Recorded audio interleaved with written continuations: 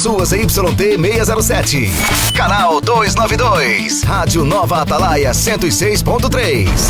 Campo Grande, Mato Grosso do Sul. A mais ouvida da região. Nova Atalaia 106. Estamos de volta com a melhor programação do seu rádio. Nova 106 FM. Nova 106 FM. Informa a hora certa. 7h23. Bom dia. Bom dia 106.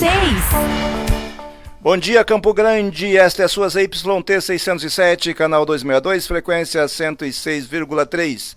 Estamos transmitindo dos estúdios da Nova 106 FM, a Rua Ponta Porão 73, Vila Palmira, Grande Santo Amaro, Campo Grande, Mato Grosso do Sul. Sempre no apoio cultural do Sindicato dos Trabalhadores no Transporte de Campo Grande, presidido pelo meu amigo William Alves, e do Sindicargas, presidido pelo meu amigo Mazinho.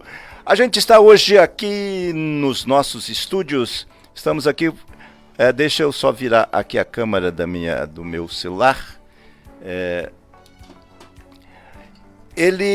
O professor Carlos Alberto Rezende, foi por quase 40 anos professor de cursinho, é isso, professor? Bom dia. Bom dia. Primeiramente quero agradecer a oportunidade de estar aqui com vocês nessa manhã com vento frio. Um clima ameno. Um clima ameno, mas com a umidade um pouco melhor. Obrigado pelo carinho de nos receber, a gente poder falar um pouco da nossa história aí com vocês.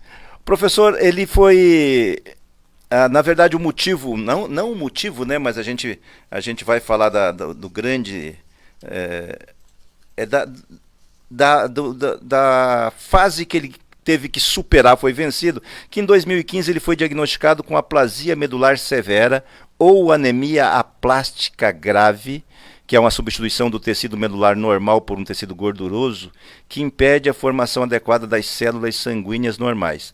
Fez um transplante com sucesso, criou uma ONG que agora tenta articular ou tornar público o tratamento e a necessidade da doação, enfim, está se dedicando mais um pouco a isso. Mas antes, professor, eu costumo dizer que as pessoas veem as pingas que a gente bebe, não os tombos que a gente leva. Para chegar até nessa fase de todo esse processo, você cresceu, você foi educado, teve um pai, teve uma mãe, teve toda uma vida para chegar até aqui, e até que levou, de repente, a consequência desse seu problema de saúde. Então vamos começar do começo. Você nasceu aonde? Bacana. Eu não sou sul-mato-grossense de nascimento, mas sou de coração. Né? Eu nasci em Presidente Prudente, estado de São Paulo, e boa parte da região onde é a minha cidade, Presidente Prudente, que é a capital da chamada Alta Sorocabana, no oeste paulista, migrou para Mato Grosso do Sul, mesmo ainda em Mato Grosso Uno, e depois da divisão, mudou-se muito. Eu vim para cá já no início da década de 70, em meados dos anos de 1970. Antes da divisão? Bem antes da divisão, bem antes. Então, eu nasci junto, já estava aqui no estado quando o estado nasceu, então estou... Você é sul-mato-grossense? Não nato, mas de fato. É de fato.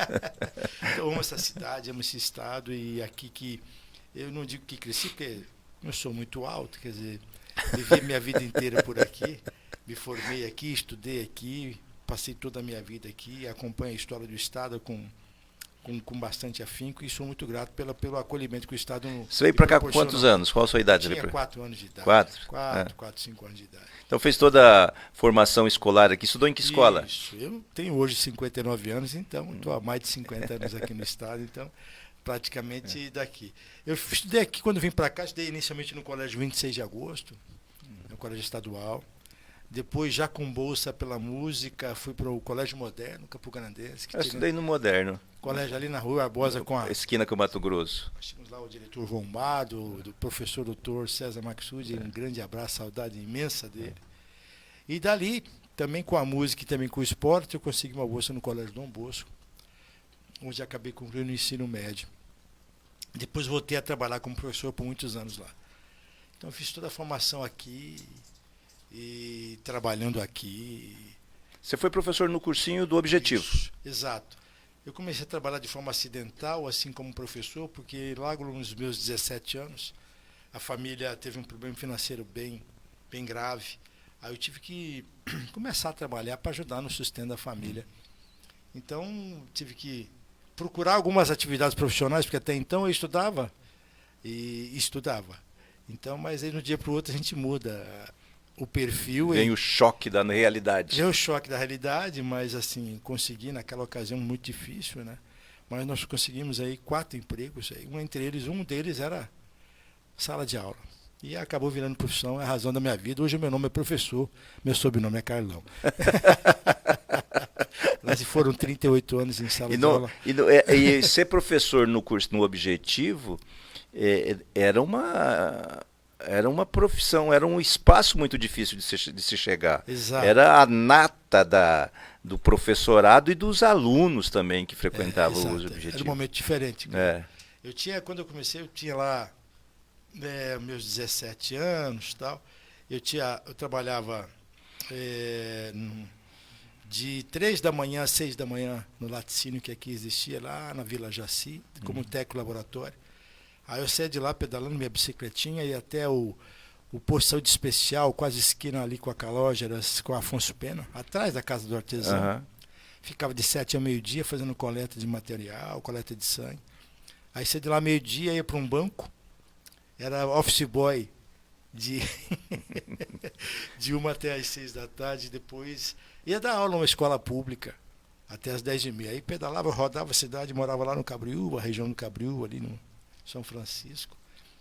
E no outro dia, 2 horas da manhã, já pegava de novo. Dormia 3, 4 horas por dia. Não dava nem 3 horas direito. Fiquei assim quase 2 anos. Aí surgiu a oportunidade no Dom Bosco. Naquela ocasião, mesmo sendo uma escola privada, a gente tinha que fazer um teste junto aos professores, né? E graças a Deus eu consegui passar no teste. Aí fui me dedicando mais à aula, fui diminuindo as outras atividades e acabei ficando por lá muitos anos. É muito bacana e prazeroso fazer parte da história, porque na verdade a gente faz parte da história do Estado. Sim, porque o Colégio Dom Bosco, naquela ocasião, a gente conseguiu levar o Dom Bosco com 6.600 alunos.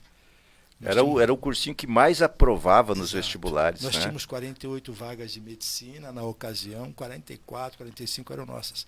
Né? E o nível do vestibular era muito mais elevado que o nível de hoje. Ah, com certeza. O nível da prova, né? A concorrência era muito mais acirrada.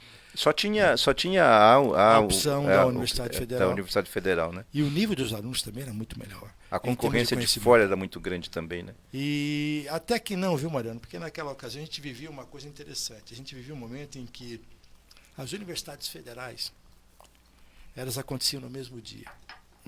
Porque o verdadeiro papel da universidade é prestar serviço para a comunidade. Ou seja, prestação de serviço para a comunidade onde ela existe.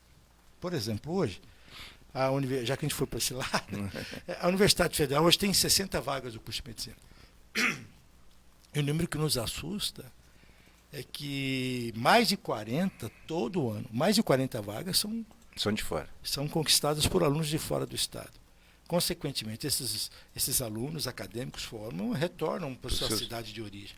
Então, essa mão de obra não fica no Estado. Né? E isso é complicado.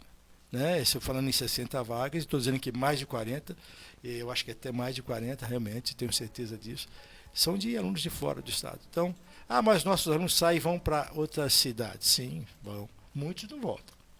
Né? Retornam, acabam ficando no seu local de formação, abrem o espaço profissional naquela ocasião, naquela região onde ele acaba se formando. Então, eu acho que aquela ocasião, a gente tinha também alguns candidatos de fora. Não tantos quanto hoje. Mas era uma opção, ele fazia só em uma. Só em uma. Porque eu acho que é uma forma de você privilegiar o candidato local, porque a universidade é no estado de Mato Grosso do Sul. Como a Universidade de Mato Grosso em Cuiabá, tem que privilegiar Cuiabá e as cidades do estado. Não é limitar e nem deixar de ser democrático. Hoje está tudo muito fácil, o acesso melhorou bastante, graças a Deus. O número de vagas aumentou consideravelmente. Mas acho que tem que se começar a se repensar, sobretudo nas públicas. Esse dia nós entrevistamos aqui um diretor da UEMS, e ele disse... Laércio, querido. Isso, Ou o Neto. Não, é Neto. Então, e ele disse que tem cotas para Mato Grosso do Sul. Eu achei uma coisa interessante, porque ele falou, não, mas a UEM se dedica ao pessoal da periferia, tal, tem uma política voltada para atender o Mato Grosso do Sul, e além disso tem as cotas para Mato Grosso do Sul para fazer isso. Eu não sei, não perguntei o número de vagas, não me atentei para esse detalhe, mas eu achei interessante isso. Agora você tem, porque na época eu sonhava em fazer medicina, quando eu fui trabalhar na Santa Casa, morava na periferia da periferia, jamais ia ter essa possibilidade, mas eu sonhava, né? Mas na época eu fui trabalhar na Santa Casa e no centro cirúrgico, Loester, Antônio Cruz, que são das primeiras turmas da medicina, Jamal, que foi acadêmico na época que eu instrumentava lá no centro cirúrgico, que são os poucos que eram daqui, a maioria era de gente de fora.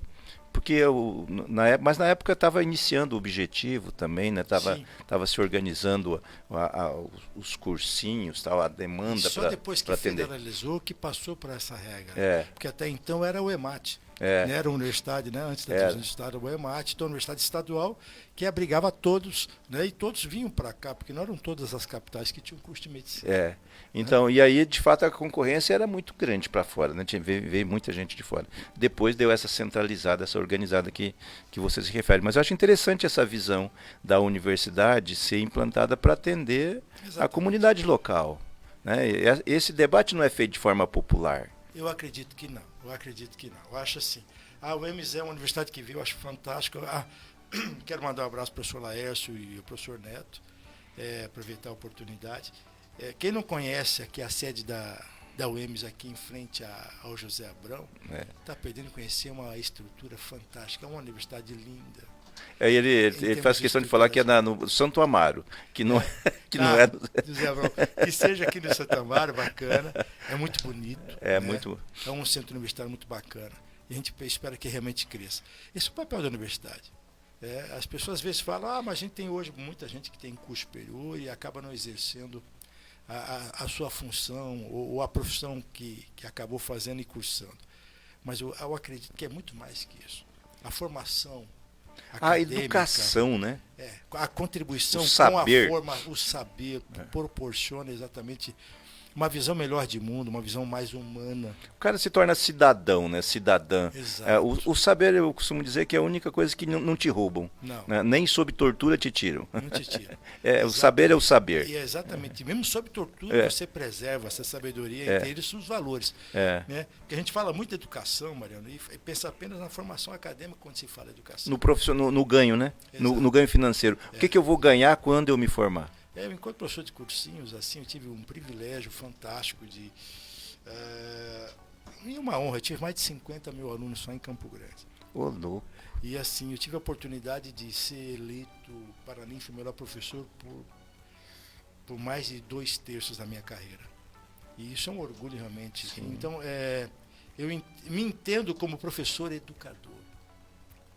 Eu acredito que a biologia e a química, que às vezes eu ensinava em sala de aula, tem menos relevância do que os meus exemplos perante aos jovens, as minhas atitudes perante aos jovens.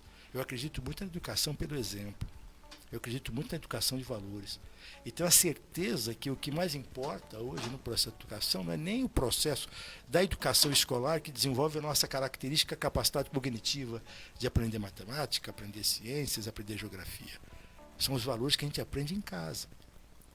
Nossa primeira escola é a família, com os valores, né? Com a educação com limites, com uma educação que nos diga o que é certo, o que é errado, né? O sim e o não, né? O por favor, o obrigado. Né? Então nós temos que contribuir, formando cognitivamente, formando o matemático, o enfermeiro, o médico, o advogado, mas que ele tenha princípios e valores. Por isso nós temos bons profissionais e profissionais que às vezes não são tão bons assim. Né? Então a gente tem que preocupar em formar uma pessoa feliz, primeiro. Depois, as demais situações são consequência dessa felicidade. É a busca individual já, né? É a busca individual. Mas desde que você seja criado num ambiente que pense na sua formação individual voltada para a coletividade. Porque a gente não vive só. Né? A gente vai em vários ditados populares, a gente cria filho para o mundo, exatamente. A gente cria filho para a nossa ausência. para que quando a gente não esteja, ele possa conviver com esse mundo aqui fora, que não é tão carinhoso e afetivo quanto o seio da família, de uma forma produtiva, de uma forma simpática, de uma forma crítica, mas respeitosa, né? A gente viveu momentos aqui muito sérios de divergências e de pontos de vista sociais, econômicos, políticos, e manifestadas com a rede social, que trouxe e aflorou o ódio das pessoas quando ela era submetida a um ponto contrário ou a uma ideia que ela pensa de forma diferente. Nós sempre convivemos com o divergente é fundamental. Eu parto da seguinte brincadeira: se você olhar para a sua mão, os dedos da sua mão são iguais. É verdade. Consequentemente, os seres humanos também não são. Seria uma chatice se fosse tudo igual, né? Exatamente. Agora, o que não se pode perder é o respeito, não se pode perder o bom humor e não se pode perder o senso crítico. Estou divergindo de você porque eu penso assim. Ótimo. A minha liberdade termina quando começa o seu direito. Quando começa o seu direito. Pronto, se tiver isso como parâmetro... E isso não é a escola que ensina, são os valores que eu te disse dentro do seio familiar. Você aprende em casa. Né? Às vezes o pai fala assim: pô, meu filho não come brócolis. Aí você perguntar para o pai: pai, você come brócolis na frente do seu filho? Quase sempre não. Entendeu? Então fica um pouco difícil. Né? A educação com exemplos é muito mais efetiva e eficiente do que a educação apenas porque faço o que eu mando e não faço o que eu faço. É verdade. Mas, professor, todo esse tempo transmitindo saber, dividindo, compartilhando o saber, te fez o cidadão que hoje está aqui. Como é que... São 7h39, vamos começar a falar desse choque. Eu te conheci antes desse episódio, com militância política nos encontros e tal. De repente eu vejo as notícias nos jornais que você estava fazendo transplante de medula. Como é que é? Foi de repente? Foi um choque? Como é que isso aconteceu? Então, uma doença que eu tive alguns sinais em 2002 e 2003, mas que não se efetivaram, com os exames de sangue um pouco alterados. Aí em 2015 começa a aparecer alguns sintomas clássicos: uma anemia profunda, um cansaço tremendo, umas manchas pela pele. E você sempre foi atleta? Eu sempre pratiquei muito esporte, assim, mas fumante, eu fumava. Não de competição, né? Não. Mas cuidava do corpo. Enquanto jovem, até começar a trabalhar, ainda fazia algumas competições de atletismo. Depois a gente começa a trabalhar, a gente muda um pouco o ritmo, vai para o futebol, que é a nossa paixão, nosso esporte bretão, né? Mas comecei a fumar logo depois, no finalzinho da adolescência, e fumei durante 35 anos. Então, como atleta, a nossa vida era futebol 2 vezes por semana e mais atividade profissional. Quando aos 51 anos eu recebi esse diagnóstico, tinha recém completado 51 anos, em 2015, esses sintomas, uma hemorragia intensa, uma noite, eu comecei a sangrar no final da tarde e fui parar de sangrar pelo nariz pela manhã. E até então ainda eu já tinha perdido o papai, mamãe sob minha responsabilidade. E o meu irmão, não tem problema nenhum, meu irmão também foi dependente químico a vida inteira. Então eu sempre tive muita responsabilidade com isso. Eu falei: poxa vida, eu não posso esmorecer. Mas eu sabia que era algo grave. Fui para o hospital, acabei sendo atendido na Universidade Federal, eu tive o diagnóstico primário de leucemia. Peguei o telefone, estava com a minha namorada já há 1 ano de namoro. Liguei, falei para ela: ó, vamos enfrentar a batalha aí, né? E a minha grande preocupação naquele momento, independente da fé que você professe, Mariana, eu pedi a Deus a força para lutar contra a doença. Não pedi a cura. E só pedi para que não me deixasse antes da minha mãezinha, porque a mãezinha era a minha responsabilidade, eu não tinha ninguém mais do mundo para deixar minha mãe. Então eu cuidava tanto da minha mãe quanto do meu irmão. Falei: ó, o senhor me dá a força para lutar que eu vou para cima. Eu vou dar narigada, cotovelada. A chance de eu perder eu sei que é gigante, mas eu não vou desistir. Né? O senhor me deixa antes deles. E ele me deu essa graça. Estou aqui te incomodando. Incomodando a todos. E começamos ali. Eu fui internado no hospital regional. Tive um apoio fantástico de um conhecido amigo nosso, o doutor Isaías, um grande amigo. E no hospital público, paciente SUS, que eu sou até hoje, e lá recebi a maior doação de sangue com o paciente na história do estado. Falei: poxa vida, eu tenho que retribuir isso. Então, no leito do hospital, eu falei: vou dedicar o resto da vida que tenho, não sei quanto tempo tem, mas essa causa, doação de sangue. E em seguida veio um diagnóstico definitivo, que era a aplasia medular severa, e eu precisava de um transplante para que eu pudesse ser curado. Aí fui conhecer esse universo, né? Vivendo no hospital, uma alegria imensa de receber uma doação de sangue extremamente gigante, o carinho das pessoas, tiveram que alterar o horário de visitas porque várias pessoas queriam me ver, assim, tiveram que prorrogar o horário de visita, tinha fila. E eu falei, puxa vida, isso tudo vibrando para que eu continue vivo, eu vou lutar pela vida com mais intensidade. E eu tenho uma particularidade, sabe? Vivendo aquele momento lá, e saí de lá tomando mais de 40 comprimidos por dia. Esperando um transplante, a possibilidade de se encontrar um doador compatível é uma possibilidade em 100 mil. Então eu fundei lá o chamado inicialmente Projeto Sangue Bom. Né? Já biólogo de formação, eu busquei uma nova faculdade, mesmo doente, falei, eu vou me informar mais sobre essa minha doença. Fiz vestibular, fui cursar biomedicina sem saber se ia concluir. Se ia concluir. E assim, mesmo com esse estudo de comprimidos, eu dava alguns passos, me faltava ar, era complicado. Mas mesmo assim, com toda essa dificuldade, eu continuei trabalhando, comecei o projeto, faculdade, falando, criando espaços para que eu pudesse falar sobre a importância da doação de sangue e da doação de medula óssea, e o projeto foi tomando corpo, foi crescendo, e eu acordava uma segunda-feira, não sabia se tinha terça, mas assim, como eu sou, as pessoas não têm minha imagem, mas no dia que me encontrarem pela rua, vão ver que eu sou alto, louro, olhos azuis, cabeludo, né? Sou totalmente o contrário disso. Então eu sempre me convivi muito bem com essas diferenças. Eu acho que até é importante, a primeira coisa para a gente ser feliz é a aceitação. A gente aceitar o que a gente é. Claro. É o primeiro passo para a gente ser feliz. Então eu brinco muito com isso. Então eu desenvolvi um binômio. Então quando a gente acorda, na verdade, todo dia, com um dia maravilhoso como esse que a gente tem hoje, né, você tem uma série de momentos que você vai viver que você nunca viveu, nem ontem, nem amanhã. Então a alegria de ter uma nova oportunidade. É um momento único, né? Único. E ao mesmo tempo a intensidade, Mariano, porque eu não sei se eu vou ter amanhã. Então o meu binômio de vida é alegria e intensidade. Depois de um ano eu recebi notícia de um possível doador e com 1 ano e 4 meses eu consegui fazer o transplante no hospital chamado Aurora Carvalho, na cidade de Jaú, no interior de São Paulo, que é o maior centro transplantador de medula óssea do mundo e é 100% SUS. 100% SUS. As pessoas não têm noção, e esse universo me trouxe para ver o SUS, a alta complexidade do Brasil é toda garantida pelo Sistema Único de Saúde. É o maior plano de saúde do mundo, né? Mundo, e o E maior público. sistema de transplantes públicos do mundo e o mais eficiente. Isso no Brasil, né? No Brasil, você não precisa ligar Precisa ir para os ninguém. Estados Unidos. Não, os Estados Unidos é privado. Eu conheci a realidade, fui competir lá. Lá, inclusive, as organizações, os nossos estados, são 50 estados, mais da metade quem coordena são brasileiros transplantados que foram para lá. E tentam, de alguma forma, colaborar para que seja público o sistema, lá é privado. Se quiser, tem que pagar. Se quiser, tem que pagar. Então, aqui, o universo é fantástico. Toda a estrutura, a medicação, médicos, antes, durante e pós-transplante é garantida pelo SUS. As pessoas não entendem alta complexidade, por exemplo, uma beneficência portuguesa, Albert Einstein, é tudo tão distante. 90% SUS.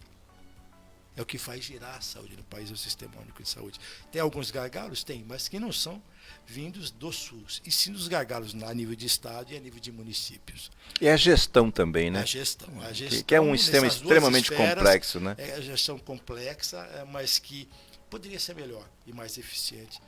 Quando se determinados elos dessa grande corrente tivessem realmente uma participação mais coletiva e um pensamento coletivo, sem puxar sardinha para A ou para B. Nós teríamos um sistema mais efetivo. Mas mesmo assim é fantástico. E vivendo isso tudo, consegui então ir para a faculdade, fiz o transplante, retornei, consegui terminar, hoje trabalho como biomédico também. E foi uma vivência muito maravilhosa, muito enriquecedora. Só antes de continuar, professor, me diz uma coisa. Eu tive um problema de saúde também, fiquei em coma, 30 dias, perdi todos os movimentos, fui dado como morto e tal. Só para a sensação que eu tenho hoje, esse que você fala de que o momento é único, que a gente não sabe vai ter amanhã, mudou a sua percepção de vida do que é o dia de hoje? Muda. Mudou sim. Eu sempre fui muito intenso e muito alegre, mas quando naquela situação, a situação era realmente assim, séria, poderia não ter o dia seguinte, era real, né? No dia que eu recebi o diagnóstico, parei de fumar, né? Porque eu fumei por 35 anos, então muda a sua vida, começa aí. A sua percepção de mundo, realmente fica mais sensível. Porque a situação que você viveu, ela tem um drama que é 1 ano e 4 meses convivendo com uma doença que você não sabe o que vai ser. Eu fiquei em coma, eu fui operado, 48 horas depois eu entrei em coma, fiquei inconsciente, depois voltei e tive que lutar pela minha recuperação. Sim. Foi um negócio que o médico chegou e falou para mim, você tem 2 anos, você pode ter uma vida, vai andar de cadeira de rodas, mas você vai ter uma vida legal, vai ter um bom... Aquele negócio, você vai ficar numa cadeira de roda, mas vai... Né? Tá vivo. Mas você está vivo. Né? E eu falei, não quero ficar em cadeira de roda. Como não tinha lesão, né? Era, sei lá o que era, não, eu quero andar. Fui para casa 15 de novembro, dia 5 de janeiro eu fiquei em pé, num andador. Primeiro dia que eu fiquei em pé. O prognóstico era para 2 anos, eu com 3 meses, 4 meses eu estava dirigindo o carro, graças a Deus. Mas eu não vivi esse drama da espera. Foi uma coisa, foi imediata. Né? E depois a luta minha foi na recuperação de recobrar minimamente as condições. Mas você não, você teve uma angústia de você acordar e dizer como é que vai ser hoje. Exato. Né? Você sabia se eu teria amanhã. Isso é uma coisa muito interessante. E assim, eu já era uma pessoa muito com um senso de cidadania coletivo extremo. Isso aumentou realmente a minha forma de ver a vida. Eu sempre fui desapegado de matéria, hoje eu sou totalmente desapegado de matéria. A matéria tem que ser necessária para que me dê um conforto para a minha existência, mas tem pouquíssima relevância. O que vale realmente é o pequeno gesto. Porque o gesto de doação de sangue, doação de medula, doação de órgãos é um gesto de amor. É um gesto de amor, é um gesto de empatia, de se colocar no lugar de quem precisa. E vai exatamente ao encontro de que a gente estava conversando antes de falar sobre isso. Esse valor você não aprende na escola, você aprende em casa. Em casa. É a troca quando você é pequeno, né? Exato. Né? Então, para exemplificar, as pessoas entenderem o que eu estou dizendo, como o valor da família no processo de educação, fala-se tanto de educação, mas a educação principal está se perdendo porque as famílias estão deixando de cumprir seu papel. Né? Você fala para um filho, olha, você tem que atravessar na faixa. Você passa em frente às escolas, na entrada e saída, principalmente as particulares hoje, que os pais levam as crianças, eles não usam a faixa. Eles param em fila dupla. O pai é um péssimo exemplo de motorista, pelo menos. Então faço o que eu mando e não faço o que eu faço. E a criança vai ser educada pelo exemplo. Então acaba-se se oferecendo à criança uma sensação de exclusividade que não existe. O mundo não pode ser exclusivo porque nós vivemos em comunidade. O mundo tem que ser inclusivo, incluir a todos. E para que seja possível, nós temos regras a serem cumpridas. Então, educar pelo exemplo e no seio familiar é fundamental. Então, o que eu vivi enquanto cidadão naquele momento me faz hoje um cidadão que vive a gratidão. Eu tenho a gratidão de relação vertical por Deus me possibilitado essa segunda chance. E a minha gratidão horizontal é para o meu país, Maria. Eu sou um paciente SUS. Eu estou vivo graças ao SUS. E todo transplantado brasileiro está vivo graças ao SUS. Então, por ter essa dívida impagável com Deus e com o meu país, eu luto incansavelmente todos os dias com o meu instituto para que mais brasileiras e mais brasileiros tenham a graça que eu estou tendo de me manter vivo e tendo um padrão de vida com qualidade. Por isso que o instituto hoje existe. Hoje o meu instituto, que era um projeto, quando eu voltei do transplante, levei instituto, hoje ele é uma OCIP, agora 14 de junho próximo.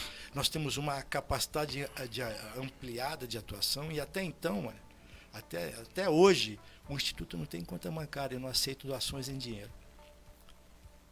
Ano passado, você tem noção do tamanho do Instituto em volume de ações, nós realizamos em 2022 505 ações. Esse ano fechamos 352 ações já executadas.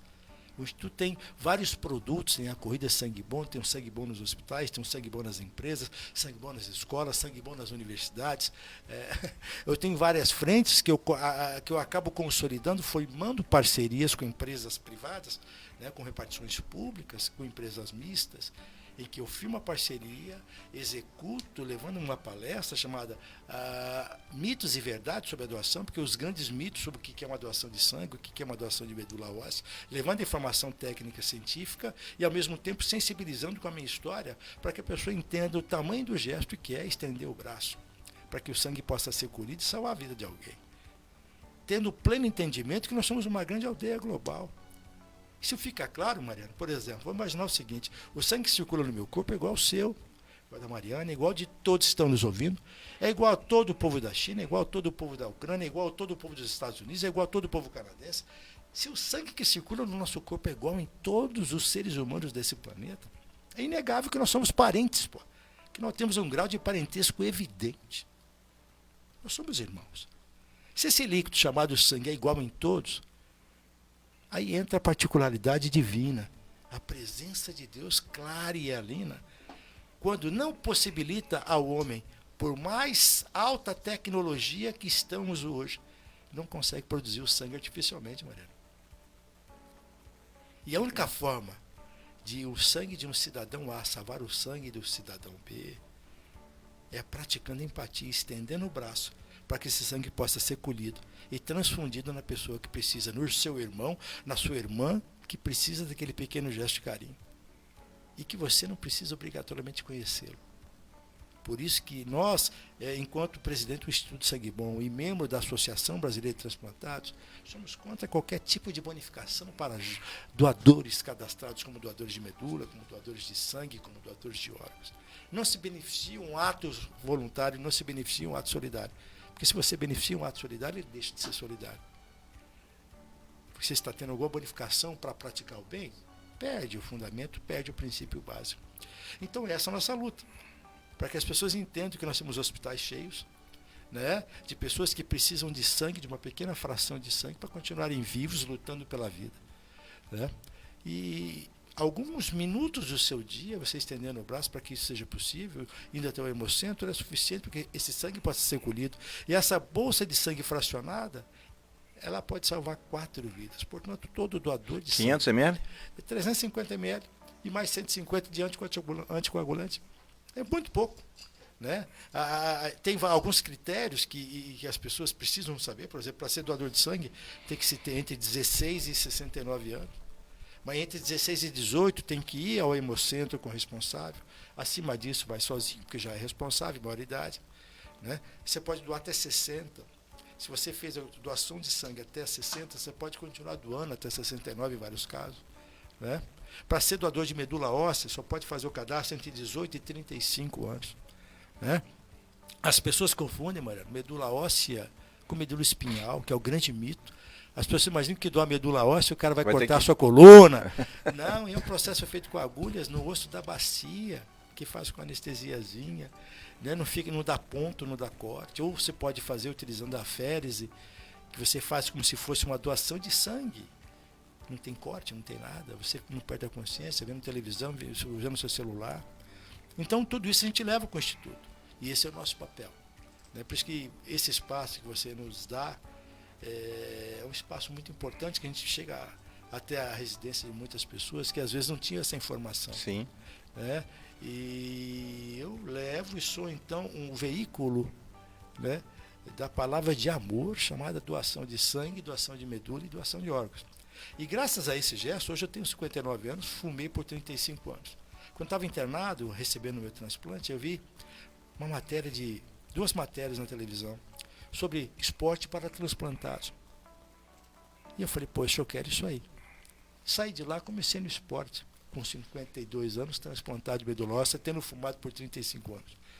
Hoje estou na seleção brasileira de atletas transplantados. E também pratico esporte de atletismo master, competindo com atletas não transplantados. Hoje recentemente estive agora em João Pessoa, né, na Copa Brasil de Atletismo Master, retornei de lá. Eu sou campeão brasileiro dos 400 metros, eu sou campeão brasileiro do salto de distância, eu sou medalha de prata nos 100 metros. Com todo esse tamanho. Com todo isso, com 1,10 m, gigante. Graças a esse gesto de amor, transformou a minha vida. Então esse gesto de amor transforma a vida de quem doa, que se tornou meu filho, é um menino que tem 30 anos, mora em Rio Azul, no Paraná, uma cidade gigante, com 3 mil habitantes. Ele virou celebridade na cidade pelo fato de ter salvo a minha vida. E comigo já fizemos uma São Silvestre juntos, já fizemos aqui a meia maratona de Campo Grande. Fizemos a São Silvestre, pedalamos 200 quilômetros da cidade dele até Curitiba, levantando os jogos. Acabou virando um parceiro. Um filho, Mariano. É um filho, pela idade que ele tem, que tem idade para ser meu filho, mas a gente se chama de irmão de sangue. Que literalmente somos. O sangue dele que acabou me proporcionando a vida e a possibilidade de estar aqui incomodando vocês hoje. Imagina.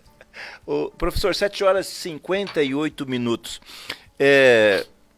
Toda essa carga, você falou que você é um defensor, um lutador, agradece ao SUS, ao Brasil por ter tudo isso.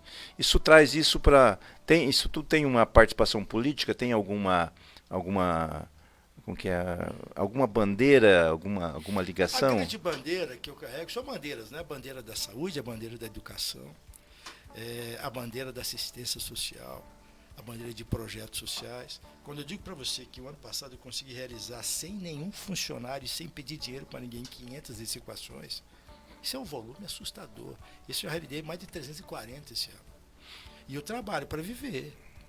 Eu dependo do meu salário. Tem que pagar boleto. Eu tenho que pagar boleto. E eu não ganho dinheiro com isso tudo. E eu consigo ainda executar uma viagem por mês, competindo. Por exemplo, próximo dia 20, eu vou estar na meia maratona internacional do Rio de Janeiro. Representando a minha cidade, representando o meu estado. Sem patrocínio? Eu tenho um apoio aqui no estado, consegui esse ano um apoio público, mas depois de muitos anos. Estou tendo apoio da Fundesporte, se você me permitir, não sei se posso. Claro. E de algumas empresas privadas que estão me ajudando. Eu escrevo os projetos e eu tenho uma vida muito intensa. E faço um calendário e busco recursos para isso. Não é o ideal, está longe do ideal. Ainda põe dinheiro do bolso. Mas a bandeira que me move é importante, porque onde eu vou eu faço palestras sobre a doação de sangue, doação de medula, faço campanhas de doação de sangue. E a corrida ou a competição, porque eu faço competição no ciclismo, no atletismo e em corridas de rua, é a cereja no bolo. Então eu uso o esporte como grande ferramenta para falar desse gesto de amor. Isso é tão sério que dia 14, quando eu virei o CIP, eu tenho o meu treinador, que é um ex-aluno meu, que é o Cleberson Yamada, que mora em Campo Grande, em São Paulo. Ele é o comentarista do Band Esportes, de atletismo da rede em São Paulo. E ele me treina e ele é hoje, dentro do instituto, ele é o coordenador técnico do nosso clube ISB de atletismo. Nós já escrevemos o projeto, já enviamos nosso pedido de filiação, já estamos filiados à Federação Sul-Mato-Grossense de Atletismo e à Confederação Brasileira de Atletismo. Vamos para o dia 26 e 27 agora de agosto, para a nossa primeira competição com nossos atletas. Olha, nós temos um time na formação de atletas infantil para adolescente, adulto de alta performance, com comorbidades e não, e também master. Junto com o professor Antônio Grande, que é o coordenador da residência médica da Universidade Estadual de Mato Grosso do Sul, escrevemos um projeto e compramos uma academia. Compramos uma academia que vamos inaugurar dia 13 aqui nessa região, da Nuero Itália. Tá? Uma academia que vai estar disponível para toda a população, gratuitamente. Que interessante. E vai ser utilizada para a formação dessas nossas crianças e atletas e também para a população em geral, dentro do posto de saúde, gratuitamente. E o que é lá o grande legado disso? Com a UEMS, nós vamos ter todo o acompanhamento multidisciplinar e superior, ou seja, todo atleta que estiver lá fazendo sua academia vai ter médico, vai ter assistência de fisioterapia, educadores físicos, que vai acompanhar a pessoa... Todo o processo de desenvolvimento. Para que a pessoa possa fazer dentro da sua limitação, e nós vamos acompanhar efetivamente o seu crescimento, o seu desenvolvimento e a sua melhora consecutiva, os seus ganhos. Porque o esporte realmente ele é transformador, seja a idade que for. Eu comecei a fazer esporte com 52, transplantado, e ex-fumante. Mudou minha vida. Hoje estou conhecendo o Brasil. Estive em 2018, quando eu falei para você que vi no hospital as reportagens, eu vi 2 atletas reportagens que me inspiraram. Em 2018, fiz o transplante final de 2016, em novembro de 2016. Em 2018, já estava representando o Brasil numa competição nos Estados Unidos. formando uma delegação brasileira com os 2 atletas que eu tinha visto na televisão. Olha. Viraram E parceiros. consegui 4 medalhas. Né? E, então, quer dizer, isso tudo é fantástico, graças a um gesto de amor chamado doação de sangue, doação de medula óssea. São 8 horas e 12 minutos. Vamos a um rápido break, professor, e a gente volta para encerrar a nossa entrevista falando de projeto para 2024. Beleza. Fique ligado, daqui a pouco a gente volta com mais músicas aqui na Nova 106 FM. Bom dia! Bom dia! Bom dia! Bom dia 106! Fique bem informado. Acesse nova106news.com. A notícia na dose certa. E aí, tá andando por aí sem carteira de habilitação?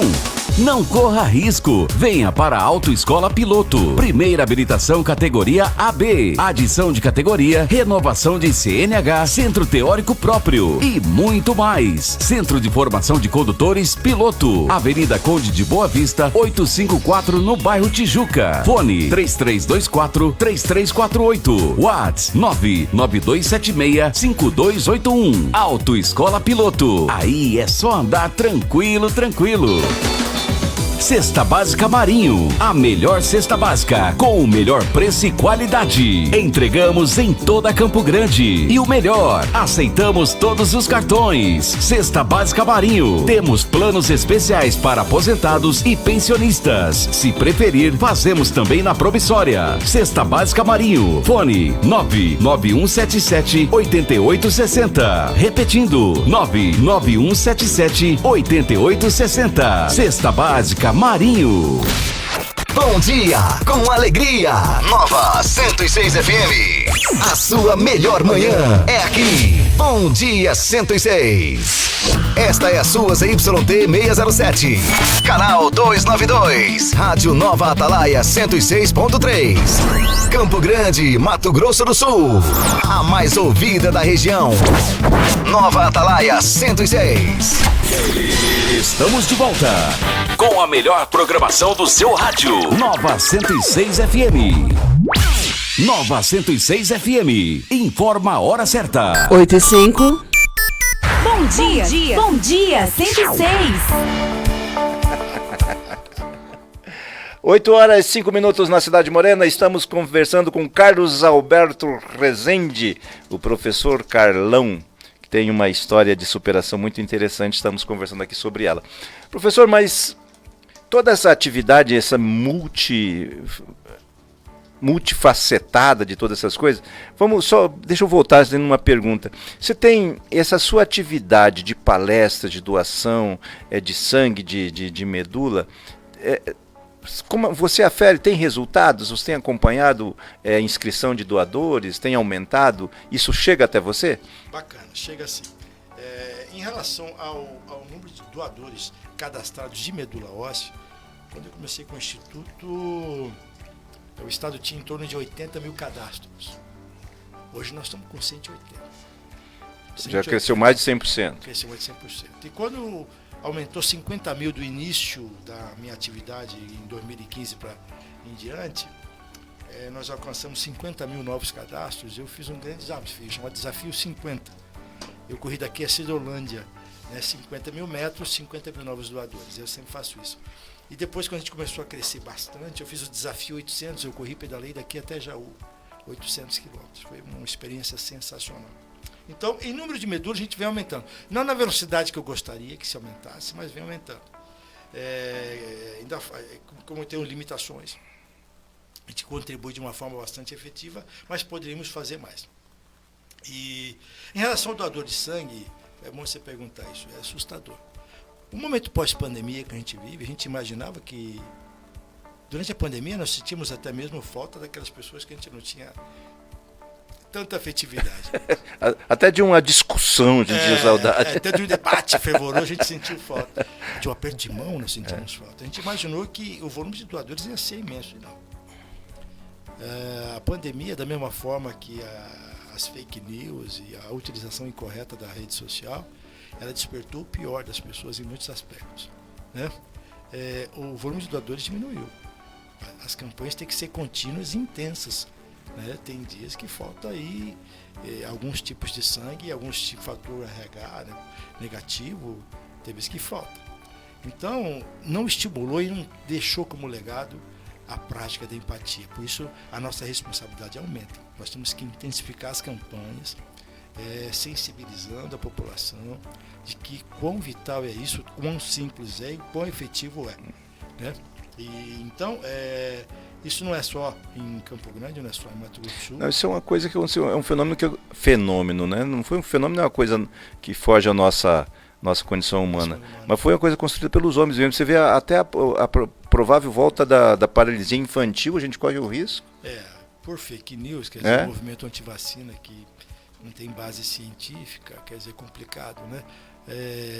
A chamada fake news, ela realmente, e não começou agora, a gente olhar na história da humanidade, ela não tinha a rede social, mas tinha outros veículos. Não, eu falo que na época de Jesus Cristo já tinha, porque quando ele foi jejuar no deserto, o demônio ofereceu o reinado, ofereceu tudo, era tudo fake, né? Exato. Ele só queria a alma. E qual foi a conclusão disso? O povo crucificou Jesus. Quer dizer, em função. Exatamente. É interessante se a gente parar para pensar, quem crucificou Jesus foi o povo. Foi. Então, quer dizer, em função exatamente de uma fake news. De uma fake news. Então, hoje o veículo ele é muito mais rápido, ele é instantâneo. As pessoas compartilham, curtem, debatem, brigam por uma informação que ela não sabe a origem. E não sabe se ela é verdade ou se ela é mentira. E na doação de sangue passa por isso, tem muito mito. Doação de medula tem muito mito, que é espalhado sobre a doação de órgãos também. Pra você ter uma noção, a doação de órgãos, que também é dos nossos trabalhos, né? Combina com ele, nós temos um déficit de 40 mil pessoas precisando de transplante. O sistema anda muito bem, funciona perfeitamente. O que falta é o número de doadores. E a lei em vigor é aquela em que a família diz sim ou não para o transplante de órgãos. É a família que autoriza. Por isso é importante, quem é doador de órgãos, manifestar esse interesse em vida para a sua família. A gente sabe que é um momento difícil, um momento de perda. As pessoas que vão abordar a família nesse momento são treinadas para isso. A gente sabe, respeita realmente o luto das pessoas. Criam-se fake news como, existe tráfico de órgãos, vendem órgãos. Isso é mentira, isso nunca existiu. O sistema é público. Né? Controlado pelo sistema público. Então, a média nacional de recusas, Mariana, é de 43%. Mato Grosso do Sul, Mariana, eu avisei, não sei se avisei a Mariana, mas eu sou doador, não pode doar tudo. E Mariana, em Mato Grosso do Sul... Não, mas eu sou doadora também. Tem um esquema no Facebook, porque hoje, pelo menos na minha identidade, não tá, né? Não tem mais essa mas aí tem no Facebook tinha um esquema, não sei como que é hoje, que você coloca lá público, que você é doador de todos os órgãos. Isso, o meu tá lá e minha família tá avisada também. Isso, tem que avisar a família, porque é legal, até mesmo essa lei que algumas pessoas têm o documento, não tem validade. A lei em vigor quem diz sim ou não é a família.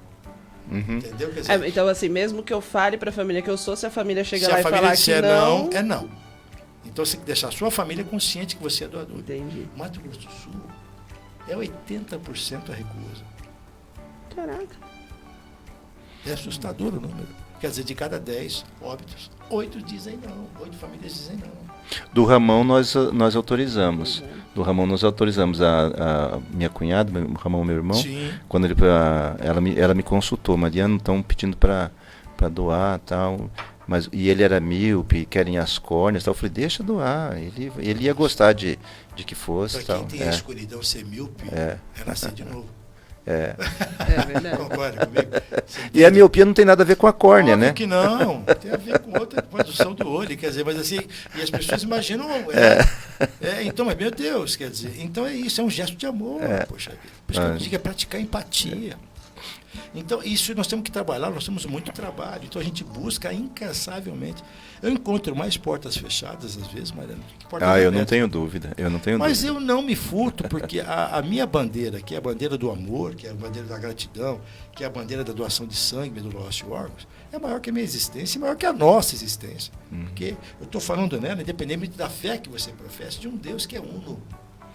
Vivemos num Estado laico, graças a Deus, um Estado laico. Não é? Mas o Deus é uno.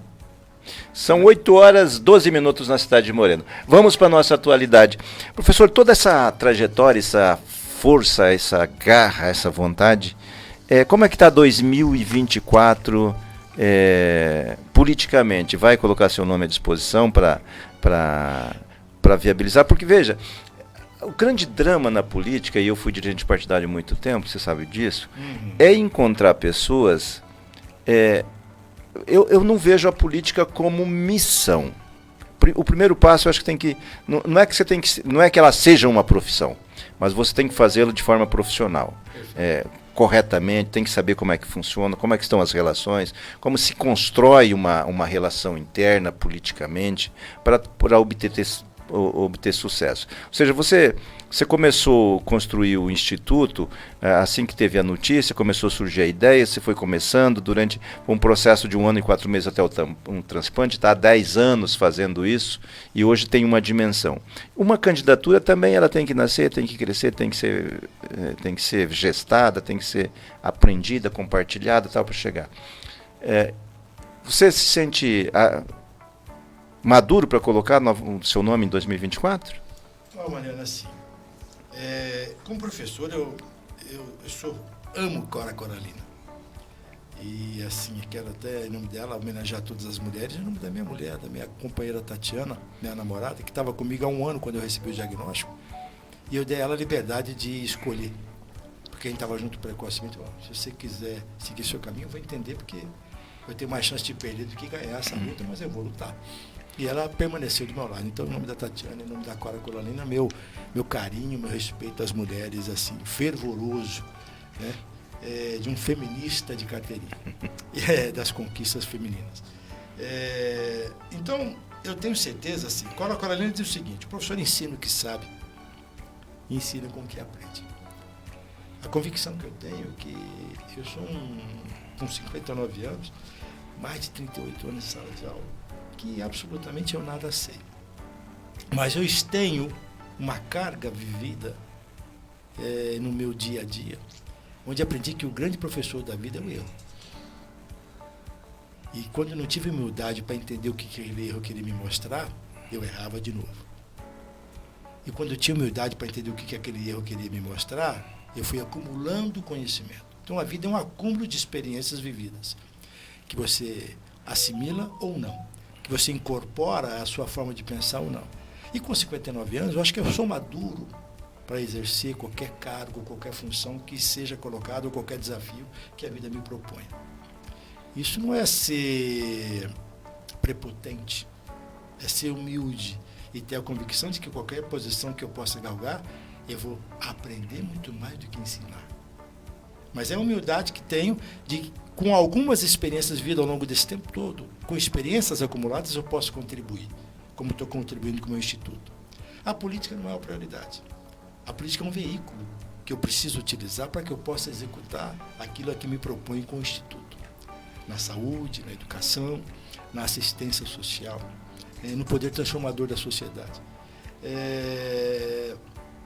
Mas não é a minha prioridade. Mas eu tenho recebido realmente muitos convites, muitas conversas sobre isso, para que essa bandeira possa ter não só essa força que a gente tem hoje, e o que eu tenho que bater na porta, e quem conviver com a política, conviver com o privado, a dificuldade. A política ela pode, de repente, abrir portas para essa bandeira. Pode abrir portas para se discutir essa bandeira, com conquistas. Por exemplo, eu estou diretor nacional da Associação Brasileira de Transplantados.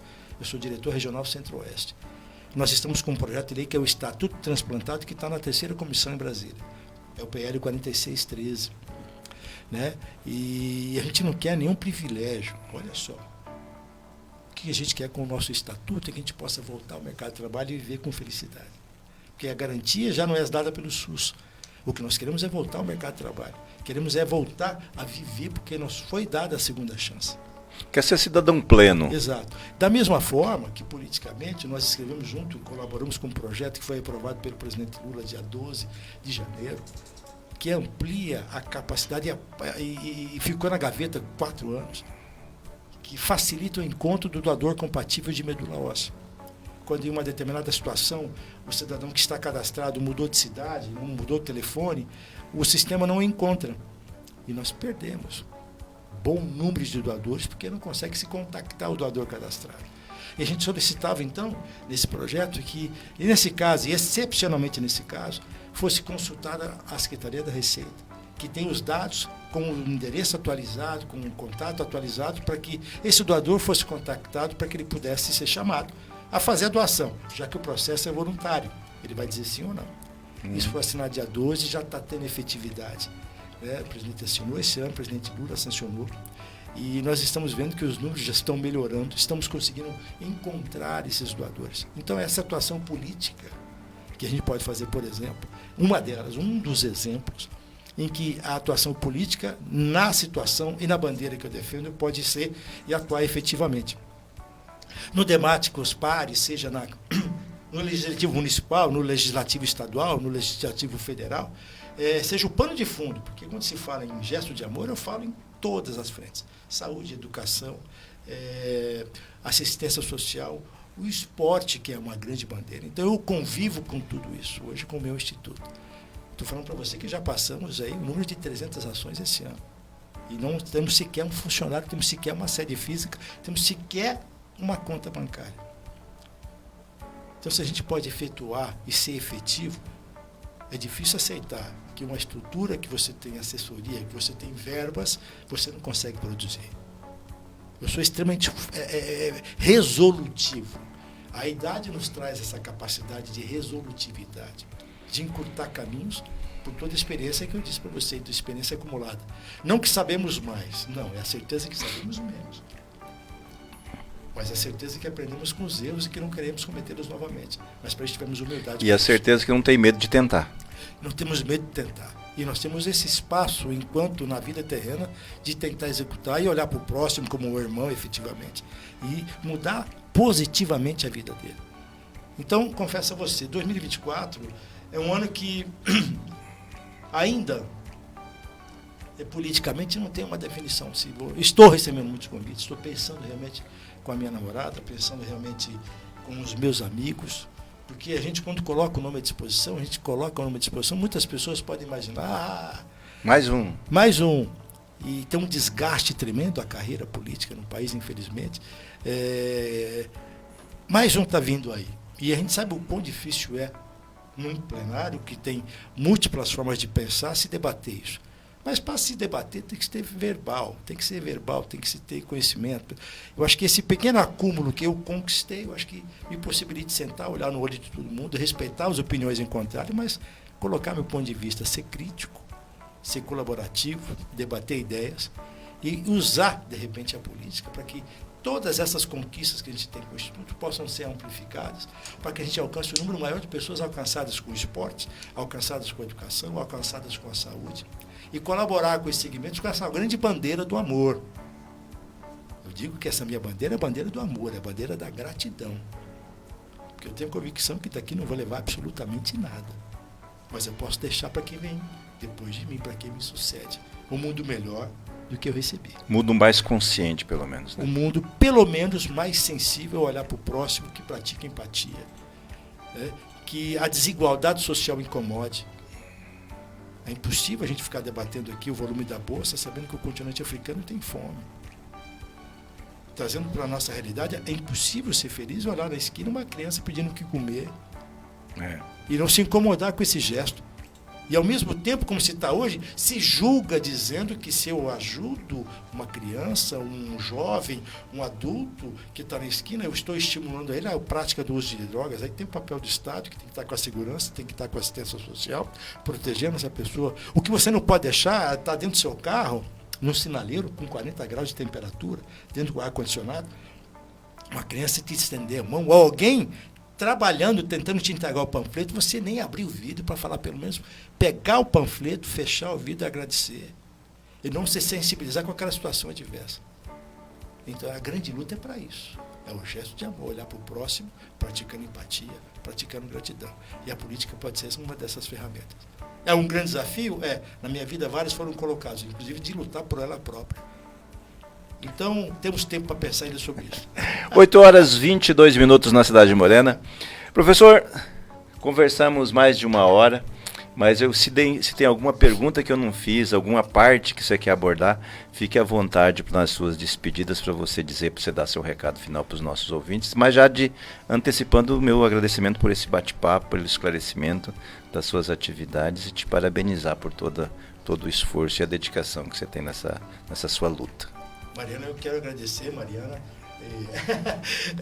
por essa oportunidade, esse espaço. É sempre bom estar falando de amor e gratidão, dividindo essa experiência com as pessoas, para que de alguma forma a gente possa colaborar efetivamente, tocar o coração das pessoas para o amor e para o gesto de gratidão. Dizer, um instituto tem nas redes sociais, @Instituto Social, @Instituto Sangue Bom, @Instituto Sangue Bom. Nós não temos site, né? O site foi desativado, mas a gente vai ativá-lo novamente. Então, todas as nossas ações, se você quiser colaborar de alguma forma, @Instituto Sangue Bom. Né? O meu pessoal é o @Professor Carlão MS, acompanhar um pouco das nossas ações. E se tiver interesse em participar de alguma ação conosco, venha. Você será bem-vindo e acolhido nessa grande família Sangue Bom. Agradecer a vocês por esse espaço, colocando o Instituto à disposição de toda ação que vocês forem praticar, executar. O Instituto vai estar do lado da forma que ele puder estar. E para nós não tem sábado, não tem domingo, nós estamos aqui para praticar empatia, porque eu tenho certeza, Mariana, que a solidariedade é o grande antídoto contra o individualismo, contra a intolerância e contra a indiferença humana. Um beijo gigante no coração de vocês, um beijo gigante no coração de todos que estão nos ouvindo. Muito obrigado. Obrigado, 8h24. E você que está pensando em doar sangue, pode ir lá no Hemocentro. Depois tem um lanchinho, aliás, tem que chegar lá, tem que ir bem, tem condição, não pode chegar correndo, tem que... Quem for doar, imagina, se eu vou doar, tem o que doar. Então, vá alimentado e depois da doação tem mais um lanchinho. Tinha um amigo que, quando ele estava passando por lá, estava com fome, ele entrou para doar, estava cansado, aí o atendente, o médico, foi lá e falou assim, mas você não pode doar, você está cansado pelo seu jeito, não, mas estou precisando do lanchinho, ele ganhou o lanche. Doa sangue, mas vai levar o lanche. Vai levar o lanche. 8h24, a gente volta amanhã com quem, Mariana? Que dia que é amanhã mesmo? Amanhã é quarta-feira. Beto Avelar. Vereador Beto Avelar. Amanhã. Isso que eu fiz a agenda ontem, montei tudo, mandei pra todo mundo, viu? 8h24, a gente volta amanhã, quarta-feira, com o vereador Beto Avelar, líder da prefeita Adriane Lopes na Câmara Municipal. Obrigado, gente, fiquem com Deus. As melhores músicas, prêmios, informações com credibilidade. Nova 106 FM.